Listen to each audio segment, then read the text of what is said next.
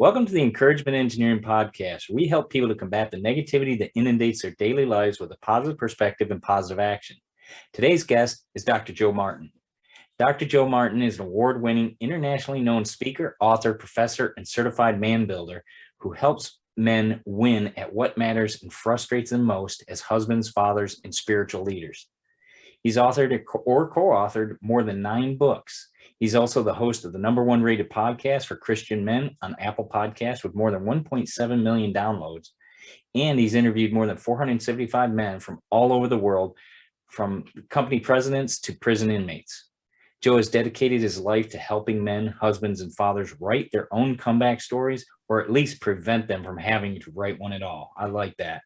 Joe equips and empowers men with the confidence to take on life and win the battles they fight every day as men. So please welcome to the show, Dr. Joe Martin.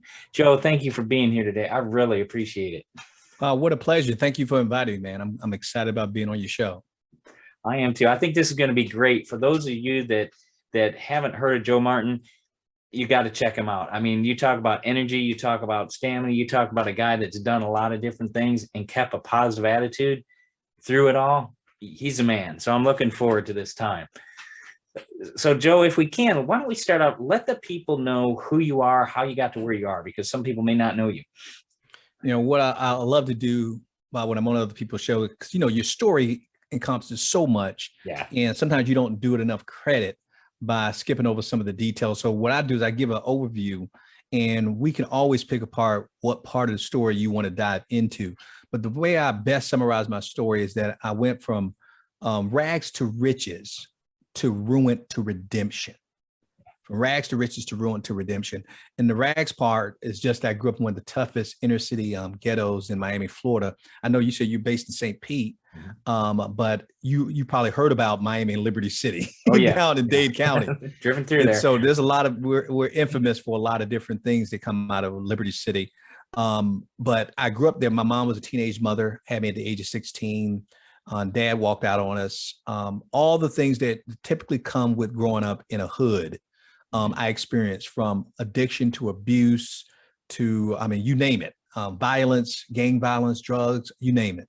And so that was the rags part. The richest part is that I wasn't I didn't become a millionaire, but I was the first person in my family to graduate from high school. And even though I barely got into college, and the first person to obviously go to college, I became the youngest professor ever hired to teach in the state of Florida at the age of 24. And so even though I wasn't, quote, a millionaire, I felt like one, because by the time I graduated early at the age of 20, top of my university class, I was voted student of the year out of 10,000 students on my campus. And I went to a campus because I was the only male of color in all of my classes, in every last one of them. And I was voted student of the year on that campus. And I bought my mom a house a year after I graduated, bought my first home when I was a senior in college. So even though I didn't have millions, I felt like a millionaire based on where I grew up. That was the richest part of it. So I went from rags to riches, but then I went to ruin because I had achieved so much by the time I reached the age of 30. I had my doctorate degree when I was 28 and had written at least 2 books at that time, and worked for the Florida governor's office. I had it all. I had the American dream, was married, had a son, but I lost it all before I reached the age of 40. And pretty much thought my life was over. That's what you mentioned in the introduction about preventing that comeback story. Obviously, mine is a comeback story, but no one should have to go through what I went through to realize that, wow, that there's a bigger purpose for your life. But I lost everything by the time I reached the age of 40. And then had it and got it all back. That's the redemption part, by the age of 50. Because what changed from after reaching the ruin part, I met a man who changed my life, who pretty much mentored, coached, and discipled me on what a true man is all about, because I thought I knew, but I didn't. And when I saw him living his life, it demanded an explanation. And he took me under his wing. I asked him to coach me and to mentor me, to, even though he had 8 children, I said, would you adopt just one more? And I'm the only Black kid in his family. He adopted me, took me under his wing, and showed me how to be a husband, how to be a father. And God blessed me by bringing it all back to me, and now turned it into not only getting what I lost, but now helping other men do the same thing. So that's what I'm doing now, is being this, quote, certified man builder. I'm actually helping men either prevent them from writing their comeback story or show them how they can do it. I'm hoping that helps a little bit on my story. Oh, definitely. And I know you from quite a ways back. You did some information with James Malinchak, and it's actually on his home study course. You're on there and you were helping kids with a program of getting into college. Real good program. I know the gentleman you sold the rights to down here in Tampa, Frederick Gray. Oh yeah, Frederick. Yeah. So, but great program. It helped you probably get into some of the scenarios you've been into, but you've always had a heart for that helping, that knowledge, that growth. And I think that's very interesting for a lot of people, because we may have that within us. And I think that's a driving force. Do you think that helped you, that focus to be educated and get your college degree? Do you think that helped you with that drive to start achieving some of these things? Well, when I was growing up in Liberty City, because a lot of people ask me that same question about, man, what happened? How'd you go from where you grew up to? Even James is asking me the same question. And I wish I could sit here and take credit for it and say, wow, I was just so inspired and I was so motivated. That wasn't it. But what it was, I did it more out of desperation than inspiration. Mm-hmm. And when your back is against the wall and you're in a corner, you either got to fight or flight. And right. But I didn't know what to do and how to do it. Mm-hmm. And so when I was desperate, I ran into people who actually had success. Right. And all I knew is that, hey, if they had it, I want to know, how did they do it? Right. And what I was shocked by is that when I started asking people, they would actually tell me how they did it. That's right. How I met James. When I started out speaking, and I asked, I said, man, this dude was as young as I was, and he was successful at it, doing it. And I was trying to do it. How'd you do that? Yeah. And he showed me how to do it. And so I tell people my simple formula for my desperation was, if I wanted to know something, I simply asked, I got answers, and I took action. That was it. I wish I could make it more complicated than that. And I realized that most people are not humble enough to ask. Yeah. And then they're not motivated enough to take action, because they'll get the answers, but they won't act on the answers. So basically my life has just been out of desperation, being a person who's humble enough to ask, listen attentively to get the answers, and then is motivated enough and desperate enough to and hungry enough to take action. That's all it was. And that's a great reminder for people. Ask the question, because you're not going to get anywhere if you don't ask the question. You can ponder it, you can Google it, but until you've spoken to somebody that's gone through it, it's a whole different ballgame. And that's a great piece there, because you got to be humble to ask that question. Like you said, it's humbling sometimes to ask that question, asking for help. We don't like to do that. And especially, you mentioned this in your program too, as men, we don't want to ask for help. We don't want to get that, it's a sign of weakness. No, it's not. It's using your brain to ask that question for the help and for the guidance that you want, so you can get it, but you got to take action. So great reminder for people, take that action. When somebody says something about it, if it's within your means, do it. If it's not, figure out a way to get the means to do what you need to do. Yeah, isn't it funny though? We look at it as a sign of weakness because we don't ask questions, but it actually is a sign of courage. Yeah. And it's also a demonstration of wisdom. When I was a professor, I used to, how when you get students in class, and especially on the first day of class, they're nervous because they're thinking, I hope I can pass this class. And you always ask, are there any questions? And typically no one raises their hand. Yeah. And the reason why they don't raise their hand, because they're afraid of what somebody may think of them. Is this a stupid question? They're going to think I'm dumb. They're going to think I don't know the answer. So one of the things I used to do with my students, Bob, I still always tell them, I said, now I'm going to open up the floor to questions. Now, before you start telling me, before you get scared to ask a question, let me explain this to you. There are no such thing as dumb questions. If you don't know that, if you don't ask the question and you don't know, if you don't know the answer, you don't ask the question and you think you're being smart, you're actually walking away dumber. Because you still don't know the question. You still don't know the answer. So ask your question. There is no such thing as a dumb question. You can just walk away dumb by not asking the question. And typically that will get students to open up, and they'll raise. Then I raise my hand. I say, who has the first question? And then the hands will raise after that. And that's awesome. And I remember, as part of your program too, what was always interesting, and I loved it, is the idea of the syllabus. Read the syllabus. There's a reason why the teacher hands it out. It gives you the floor plan for the course. Look at it, get ahead of the game. I love that idea. But it's also, I call the syllabus it's actually a trick that we use as professors to expose the lazy students. Yeah. Because the ones who won't read the syllabus, you say, okay, I'm going to have a problem with Bob this semester. I can see that right now because he's not actually reading. And I always tell students, I said, one of the worst things you can do in a classroom is ask a teacher or a professor a question that's already covered in the syllabus. I said, it's the equivalent of you saying, hi, my name is Joe and I am lazy and I don't like to read. That's basically what you're sending a message to your professor when you do that. Don't do that. Yeah. That's something. Well, you also talk about, and I love this as part of your program, and I'll have you explain a little bit more about your program because it talks about helping men win the battle of life.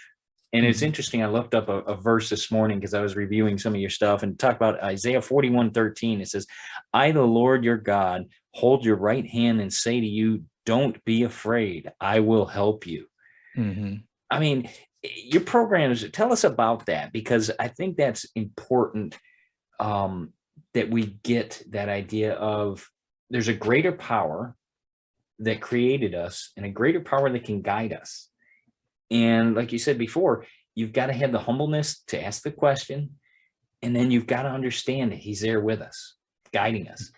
So if you can, tell us a little bit more about your program and how you help win that battle of life, because it is a battle sometimes. No, I've heard this quote. I've heard several people quote it, so I don't know where it originated. They said the two most important questions that a man can ask in his life is, who am I and what was I made for? Whether you believe in a higher power or not, and I do have a strong spiritual foundation and faith and believe in God, that if you don't know what made you or who made you, you should spend the rest of your life trying to figure that out. But for those who do believe that they were created for a bigger purpose and bigger reason, what we've done as far as with our program, our organization is called Real Men Connect, but we have a program I think that you're referring to is called our Real Men 300 program. Basically, all it is making sure that no man has to do life alone. Yeah. Basically, that's what it is. Because most of us as men, because we're afraid to ask questions, we tend to live like Lone Rangers. And we think Lone Ranger was a strong hero, but guess what? Lone Ranger even had Tonto. He wasn't alone. And so men, we basically we invite ourselves to say, hey, you do not have to do life alone. And if you're stuck, I don't care how long you've been stuck, no man should ever get left behind. We're going to be there for you. We're inviting ourselves into your life to do life with you.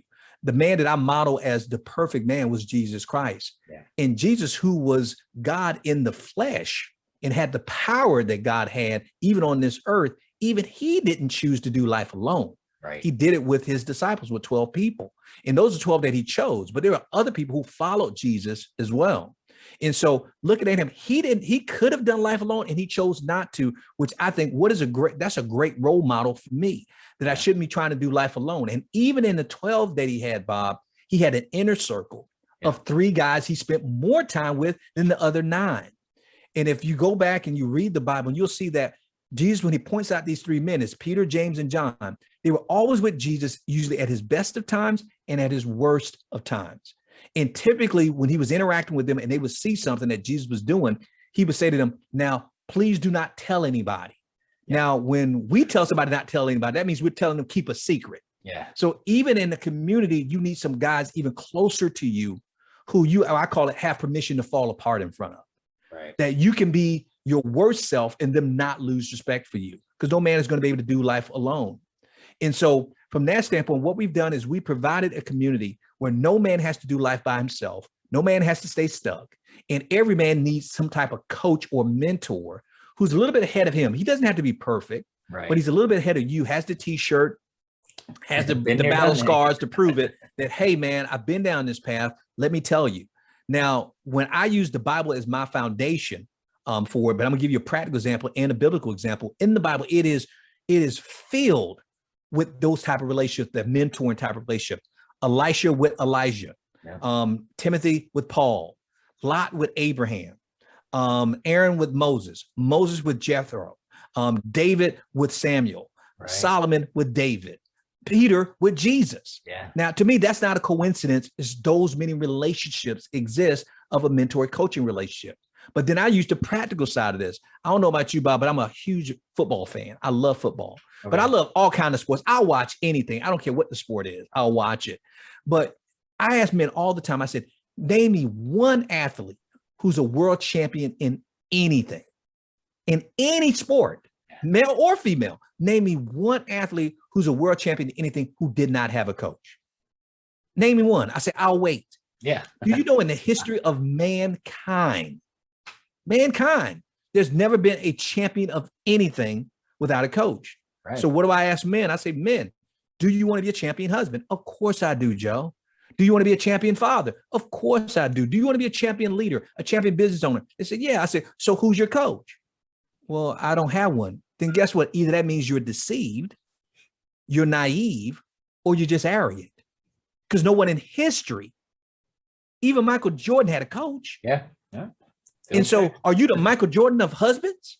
Yeah. Do you want to be? Then you're going to need a coach. Yeah. And so what we've done is we've provided men with that type of community where they have that community, they have that inner circle of guys, they have a coach mentoring them and coaching. Because my thing is a man is only as strong as the team he has around him. So we come up with a systematic, structured way of providing that type of team for men. And we've seen it change a lot of men's lives. And that's awesome because we need so much of that today. We need that hope. We need that, like you said, that person there that you're able to fall apart with.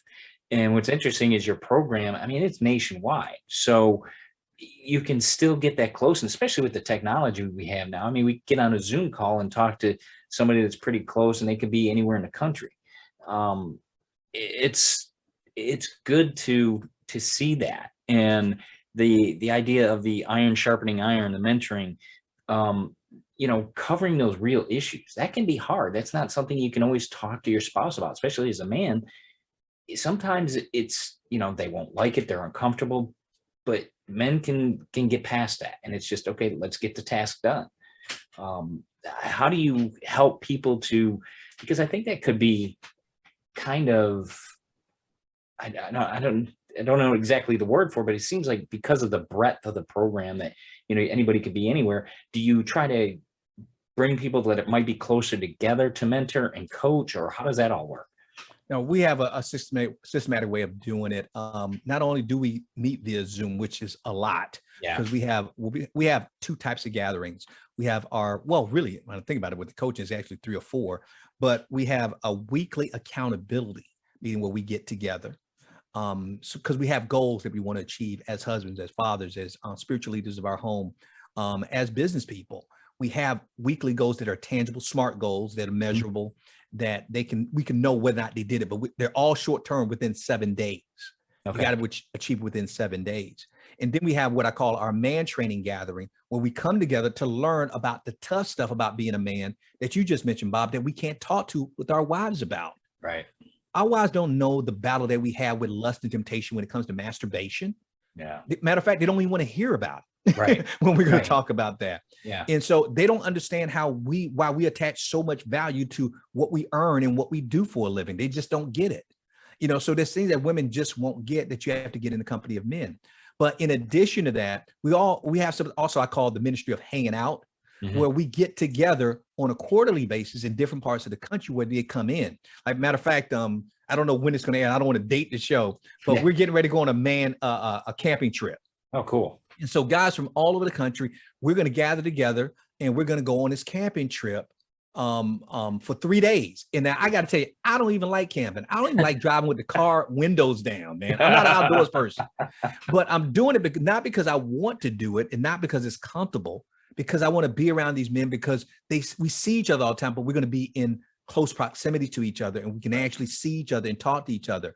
This past weekend, one of my guys called me up. He says, Joe, man, I'm getting ready to go up to Knoxville. Why don't you come ride with me so we can go see another brother in our organization? And I got to tell you, we went up there to go see him. That brother was almost in tears, Bob.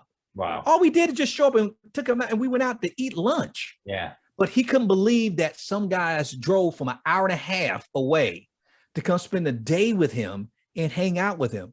We call that the ministry of hanging out. Sometimes you just need to be able to hang out with guys. Right. And so we have different mechanisms, and almost, I guarantee you, at least they're hearing from me at least 3 or 4 times a week when I'm texting them and call them. I think guys are more shocked that they have access to me because they see me as, quote, this leader of this big organization. But they said, wait a minute, he just texted me this morning. Man, how can he do that? We have it systematized, but it's intentional because we know that men need contact. And so what I like to tell them is that our organization is a 365 days, 24 hours a day, 7 days a week. Because you're going to, guess what? Life doesn't take a day off. No, it doesn't. And when it you're going happens through all the stuff, time. yeah, when you're 4 going through hours a stuff with your day. wife or your children, maybe you can't wait 6 days to be able to talk to another brother. And we have different systems and people in place to make sure no guy is left alone. That I don't care if it's 2 or 3 in the morning, he will have somebody to reach out to. So we're just deliberate and intentional about doing life, but not just electronically, but we do it. They can do it by reading materials that we have, but also by getting together. And I tell you, one of the things that hit me and made me realize what we actually created was when, as a speaker, I travel all over the country. Yeah. And before, when I was in education, I would travel and it feel like the loneliest experience because, when you're on stage, that's when you're in front of all the people, but then you go back to your hotel. It's party of one when you go to the restaurant, which is depressing sometimes. I'll eat at the bar. Yeah. But now that we've built this network of men all over the country, and we got guys now in 4 different countries, all over the world, basically. Wow. Check this out. Every time I go to a place now, all I do is I get my phone and I go to the city and I say, hey, I'm going to be in town, Bob. Yeah. Hey, let's do lunch. Let's do dinner. Every place I've gone, I get a man will come out and have dinner with me and hang out with me. That's when I realized what we had. I'm thinking, wow, every city I've gone to, somebody's come out. One time we had like 10 guys come out when I went to Dallas. Cool. And we all had dinner together. It was the most amazing thing in the world. So we're just very deliberate, intentional about building community, building connection, and doing coaching. That's all. But that's think about the hope that offers people that can connect, that are willing to connect and go over these things that a lot of times you'll shy away from. Oh, I don't want to talk politics. I don't want to do this. But real life is something you're able to connect with. And it's a common language. You're absolutely right. It's a great concept. It offers hope for a lot of people. Like you said, if they need that text at 3 a.m. or whatever it may be, they're going through something, it's there. But at the same time, you got these different events or like you said, lunch. I mean, that's a great concept. Bob, I'll even get more practical with you, even in that, which you don't want this to happen, but it shows you the power of community. One of our guys, his mom passed. And so when we heard the news, of course, he let us know and we were all consoling him and everything. And me and another brother, I told him, I said, hey, I'm going to go see if I can make it to his mom's funeral. Right. And another guy said, hey, Joe, I'm going to be coming from a different city. Let's meet up together and we can go over together and we'll be at his mom's funeral. And so we drove over there together. It was like 6 hours and we drove whatever to the funeral. And of course, he was shocked to see us there. He didn't expect to see us at his mom's funeral. And we went over there and it meant everything to him that we would show up for that. Yeah. But prior to that, I'd never met this guy in person before in my life. Yeah. And he had never met the other guy, but we've seen each other on Zoom. Yeah. And he couldn't believe that we would have done that, but that's what we do. Right. I didn't anticipate that when we built this thing, but that's what it's turned into a real brotherhood, a real family. And that's, we need that. And not just as men, but I think our society needs that and gets reminded of that connection, that community, that value of community, especially with, the way COVID's been and shutting things down and segmenting people and locking things down, et cetera. It's all something we need. That connection is so vital. It's very important. And it's kudos to you for what you're doing to people. I mean, that's a great scenario that you have there. And like you said, everybody's a brother. That means, you're there for them. And that's a great feeling. So, I'll share something else with you, Bob, that was a shocker to me, because now I've been asked by different organizations to come in and speak about it. I'm like, I can't explain it. All I can tell you is what we've done. Because what I didn't notice it until somebody else brought it up. That, when we get on these Zoom calls, you get to see everybody. Yeah. And somebody made the mention it. They said, wow. I said, wow, what? It says, man, to see these guys gather together. I said, yeah, we get this. We do this all the time. They said, no, it looks like heaven. Wow. I said, what are you talking about? It's so diverse. Yeah. Like, if I wasn't leading this, they wouldn't know if this is, quote, a white organization, a Black organization, an Asian organization. You would not know. Yeah. I didn't even pay attention because I wasn't focused on it. Right. And so I've been asked by different organizations to come in and say, what have you done to be able to create this much inclusion? And I said, we didn't do it intentionally, but I said, if I had to put focus on one thing, that we don't focus on men's ethnicity or their denomination, or what we do is we focus on their stories. Yeah. Remember I told you we're going to help them rewrite their comeback stories? Yeah. And guess what I found out about? Everybody has a story. Yeah. It doesn't matter what color you are. It doesn't matter how old you are. We got guys as young as 22 to as old as 72. Right. Yeah, we all bleed red. What difference does it make? You know. And so I realized that when you focus on the story, guess what what it does? It gets you past the color barrier, the religious barriers, all that stuff. We don't discuss politics. Yeah. Nobody's even interested in discussing politics when they come together with us. Yeah. Because we're so busy trying to do life together. And it was so funny. I remember to hear some of the white guys, some of the black guys talk. The black guys I hear, some of the black guys said, man, white people got the same problem I got. And then this here white guy said, man, brother's going through the same thing I'm going through. I said, absolutely. I said, isn't it funny that when you can get past the color and you can get past agendas, then you focus on the story. It's amazing how much people have in common. Just amazing. Yeah. And that's where that brotherhood, if you will, really comes together, because we are all people. We all have issues. We all have worries, and we all bleed red, and we just want to be safe with our family. And like you said, have that opportunity to lead and to grow and to be that better person. I think that's a great aspect of, the idea of what it's going to be like in heaven. It's peaceful. I lost my father. She's probably seven years ago, I think. And I remember when he passed, he always had this crease right here that he's always worried about something or focused on something. When he passed, that went away. Wow. There was no worries. I mean, literally, it went away.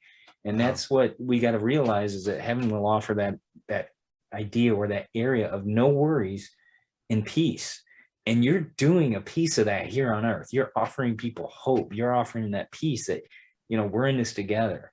And it is so, wow. That's a great scenario. One of the other things that I was looking through some more information about, and it talked about, and we talked about this a little bit before, because of the idea of men we don't want to ask and so forth. You mentioned counseling equals courage, learning before you need it. I love that, because that's part of your program, is that counseling, and it's not a bad thing. It's that courage to, like you said, dig well before you need it, dig before the drought. Can you tell us a little bit more about that? Yeah, the way I explain, because I say counseling is the thing that every man needs, but he's afraid to get it unless it's court ordered or his wife threatens divorce. Yeah.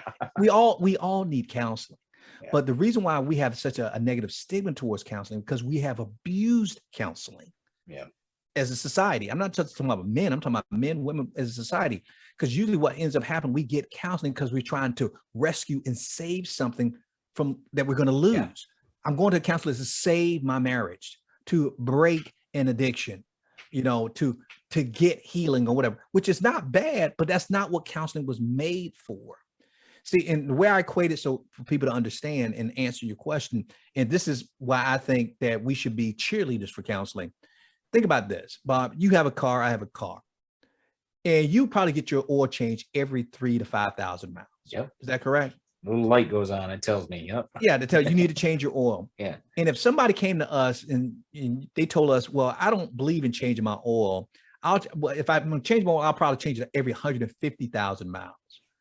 Bob, you would look at that guy and say, dude, are you crazy? Yeah. What do you mean? You're going to burn out the engine if you go without getting an oil change. See, the oil change is maintenance to prevent you from burning out the engine. Now, think about it. Is it cheaper to get an oil change or to get an engine overhaul? Get transmission replaced. Yeah, right. And see, so the way we treat counseling, we're trying to get an engine overhaul. Yeah. When you should have came in earlier before you needed it. Right. I tell guys, I said, I go to counseling. I go to marriage counseling. They said, Joe, but you're not worried about getting a divorce? I said, but it's cheaper to go get counseling twice or 3 times a year than to have to go get it 3 times a week. And so what it is that we have to get out of this mentality of using counseling to save something when we should do it to maintain what we already have. So you should go into, I think every man should go to counseling at least 2 or 3 times a year. So you can understand your communication barriers. You can understand your blind spots, that you can revitalize and refresh to make sure to get somebody to ask you questions, the tough questions, to make sure you're not missing anything. That's why we take our cars in for regular maintenance check, because we know that if we don't take care of this car and maintain it, we may end up having to buy a new one, a new marriage, a new relationship. And so basically what we've done is we've incorporated that into our organization. Guys don't have to ask for it. We're going to offer it anyway. Yeah. Because we're telling them, you need this. Don't wait. Get it now before you have to have it. Right. It's always better. And this is what I always joke around with men. I say, here's our problem why women have a hard time with us. I said, when the wife smells smoke, she'll tell us, you know what, Bob, don't you smell that smoke? Oh, baby, it's nothing. Don't worry about it. It's good. Baby, I'm sure there's smoke. Then all of a sudden, we'll see there's even a little fire now. Baby, there's a fire in the kitchen. There's a fire. Oh, I'm sure you have it under control. You know, don't worry about it. You're just making a big fuss out of nothing.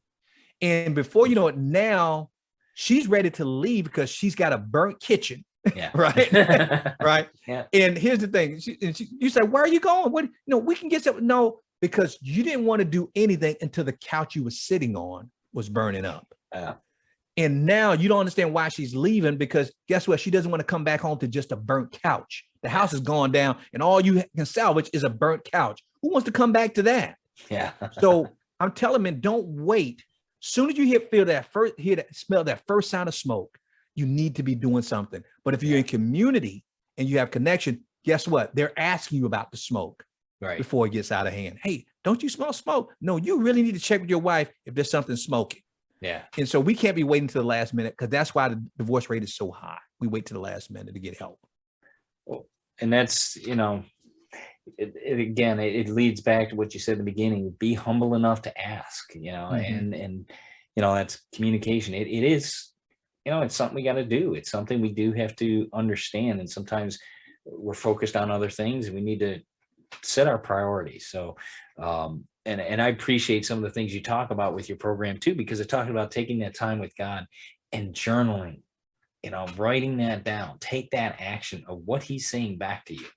Mm-hmm. So very important. Well, Joe, where can people find out more about you and get in touch with you about your programs and everything? Yeah, they can go to our website at realmenconnect.com. That's Real Men Connect, MENConnect.com. And anything they want to find out from us, they can by going there. And if they look at the link that says the Real Men 300, if you want to find out more, if they're a dude out there listening to this and they want to find out more about that program and what we do and what we offer, I mean, we make it a no-brainer. We even give them a trial run of it to see what it's like, to kind of get their feet wet, because I know community can be kind of scary. Because you have to be vulnerable, you have to be honest and authentic. Even though we say we want that from people in our relationships, it's hard for us to be that sometimes, because we've had some trust issues in the past. We've been betrayed in the past. So we always offer guys a chance to kind of just give us a test run and see. Get in community with us, get in relationship with us, do life with us, at least for 30 days, and see what it's like. And if we're not a blessing to you, we're not helping you and sharpening you and strengthening you, you didn't lose anything. But if you do, we ask that you continue to do life with us in the community of men that we put around you. So just go to realmenconnect.com.